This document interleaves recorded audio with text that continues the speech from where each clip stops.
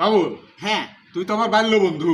হ্যাঁ তো আগামী 25 তারিখে আমার বিয়ে ঠিক হয়েছে। আচ্ছা তো আমার তো পায়জামা পাঞ্জাবি নাই। হ্যাঁ তো তোর পায়জামা পাঞ্জাবিটা আমার হাওলাত দিবি, এক আচ্ছা। নম্বর কথা। আচ্ছা। আর 2 নম্বর কথা হলো ওই বিয়ের 3-4 দিন তুই অনবরত আমার সাথে থাকবি এবং কার্যকলাপ যেভাবে যা কিছু করা লাগে সুস্থভাবে কইরে দিবি, তারপরে যাবি। তার আগে তোর যাওয়া নাই কিন্তু। আইসে মনে থাকবেন তো? জি থাকবে না। আচ্ছা। এইবারই যে বিয়ে হইল তাহলে জামাই কোন ঝুল? এই যে জামাই আমার বাম পাশে বসে রয়েছে দেখতেছেন না? দেখছি দেখছি। কিন্তু পায়জামা পাঞ্জাবি আর এই যে ওয়াশকোট এইটা কিন্তু আবার আমার। কি কইলেন আপনি? তুই এইটা কি করলি? এইভাবে কইলে পরে আমার মানে তোর ব্যাপার স্যাপার আছে না? ও ওই যে পায়জামা পাঞ্জাবি আমার কথা কইছে এই জন্য। হ্যাঁ হ্যাঁ হ্যাঁ।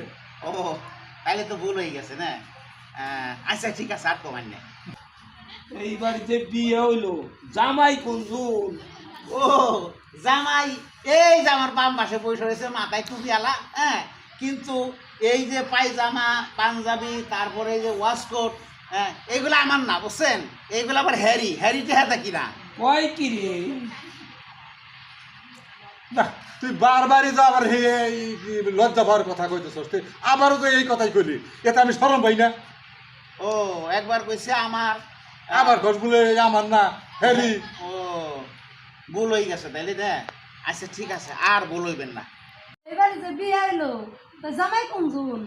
এই যে জামাই আমার বাম পাশে বসে রয়েছে, কিন্তু ওই যে পায়জামা পাঞ্জাবি তারপরে এই যে ওয়াশকোট, হ্যাঁ, এগুলা কিন্তু মানে আমারও না ওরও না। কোন কি?